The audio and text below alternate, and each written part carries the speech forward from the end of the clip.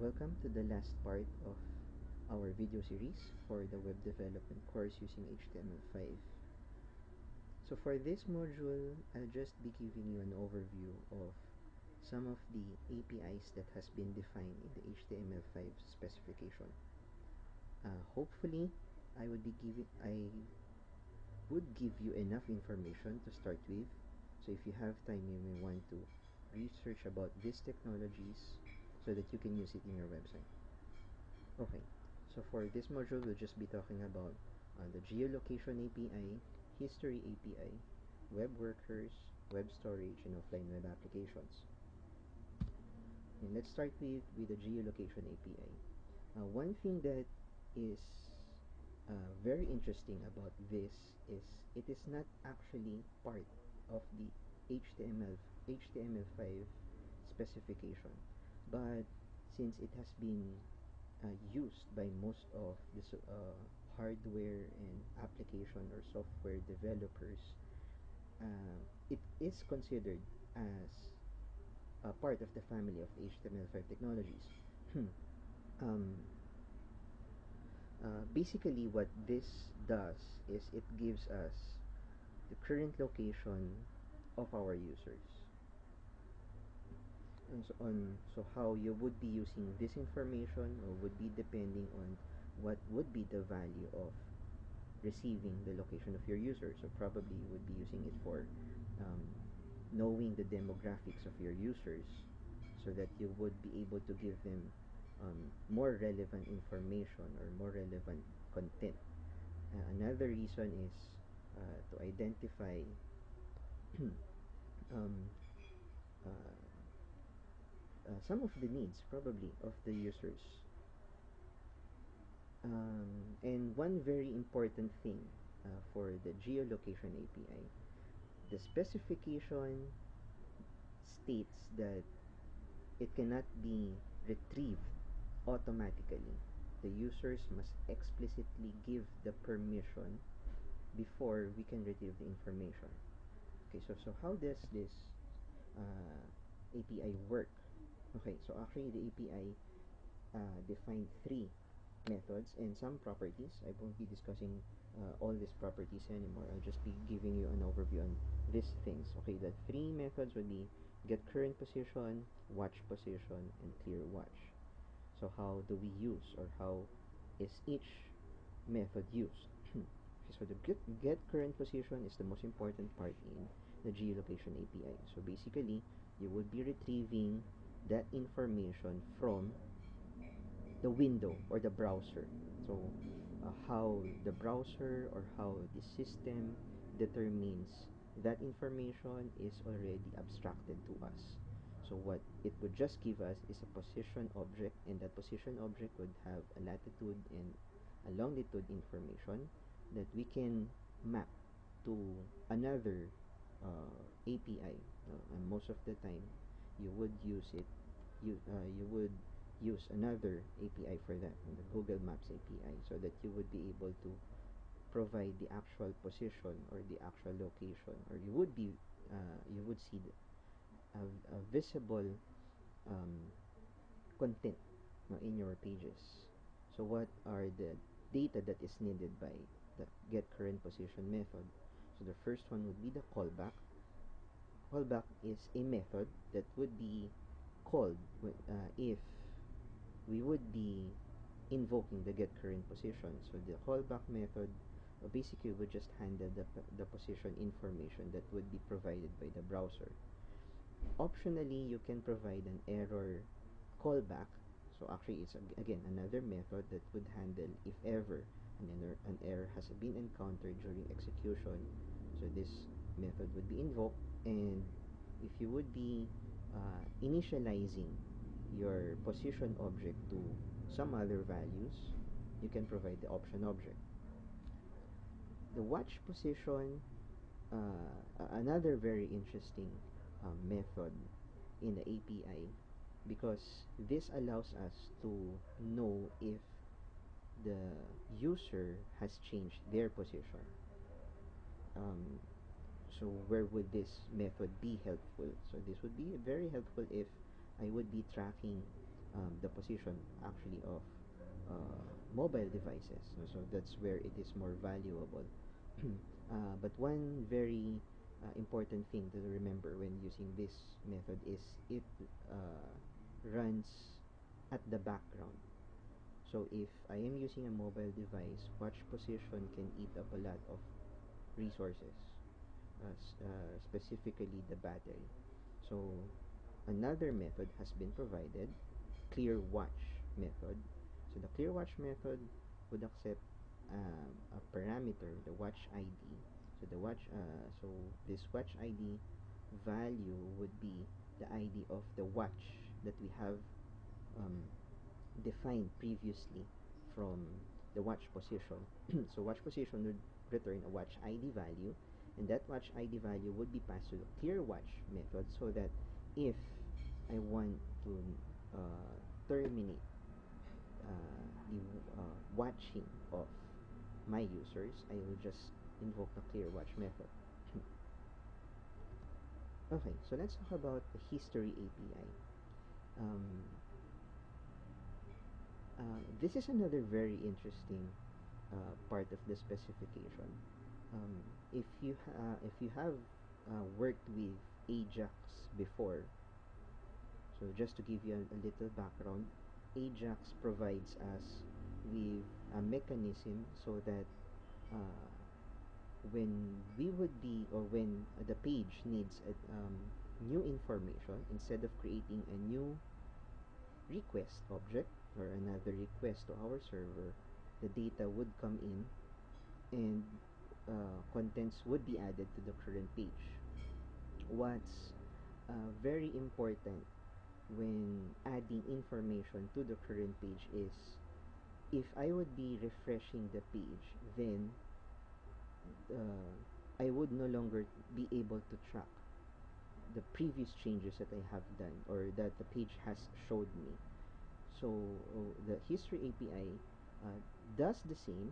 Actually, it works just the same as the Ajax implementation, but what this does is it actually changes the browser history of of the browser history. So I can go back and forth through the changes that has been done to the page. Uh, so how does this um, help us developers in creating our applications?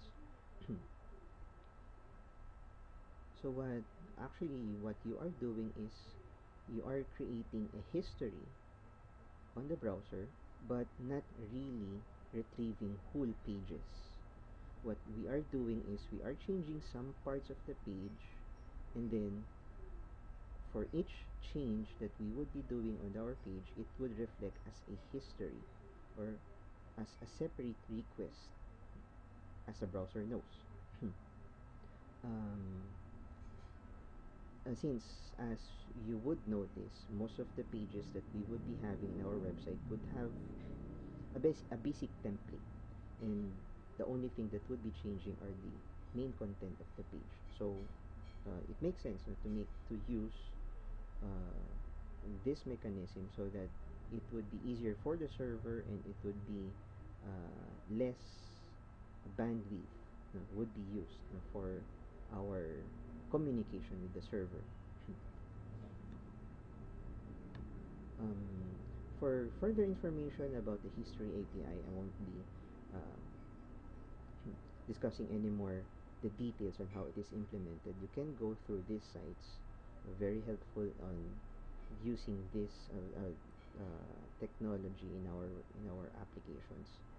It is a bit technical since we would be accessing the specification this time, but it would be very helpful, especially if I would be creating or I would be considering the architecture of the hardware that I would be using as well.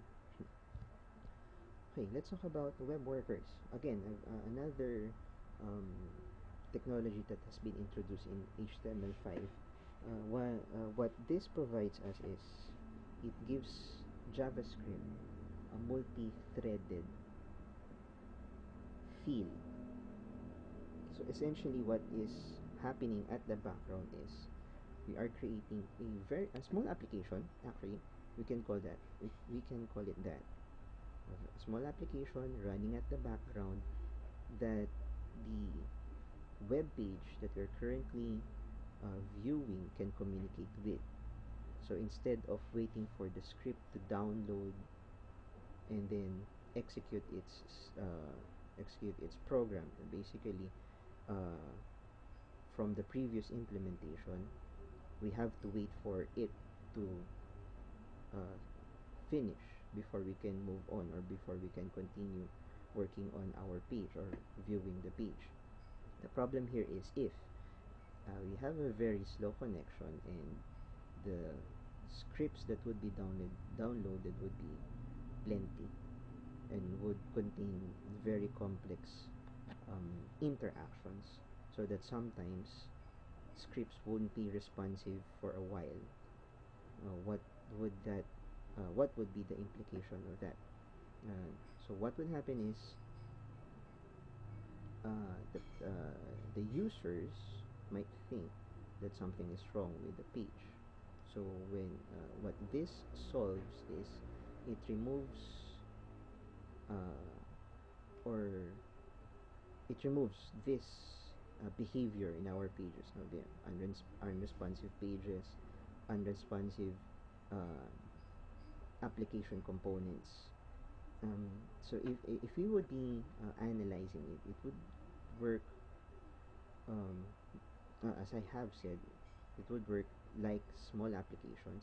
One problem with that is for us to access these small applications, we have to use either Ajax, since we are communicating, so the web page would be communicating with that web worker through Ajax, or storing the data that would be retrieved by the web worker on a local storage, and then that local storage would be accessed by the web page.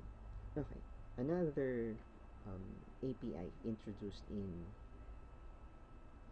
HTML5 is web storage. Actually, this is the simplest API that has been added to HTML5. It works much like cookies, but more powerful. Unlike cookies, it has a limit. It has limitations. It has security uh, bugs, as we call it. Um, so the design of the web storage API um, gives more security to the data. And another thing in the web storage, they categorize the data that would be saved. So it has two types, local and session. And as I have said, it works much like cookies. You have key value pairs, and these are stored as strings. So if you would be um, retrieving other data types from the web storage, then you have to convert it back to its original, because the only thing that would be saved are string values.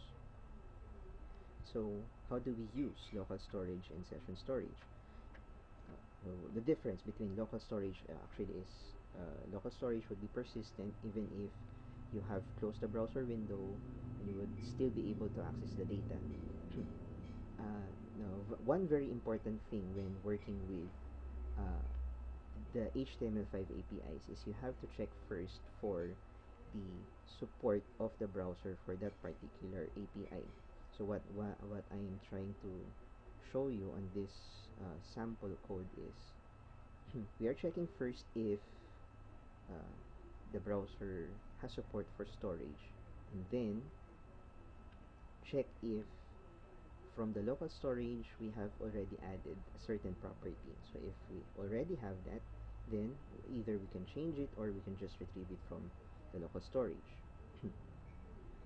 How about the session storage? The session storage, on the other hand, would only be persistent for the current session. So if you would be closing the browser window, then the data would be lost. But usage would still be the same. Check if that particular uh, functionality is available in a browser, and then check if the data has been saved already before then retrieve the data. And the last one, offline web applications. Um, Another very interesting feature of HTML5. Um, but what this does is it allows us users to download the files that would be needed by the web application, and then the web application that we are using can go offline.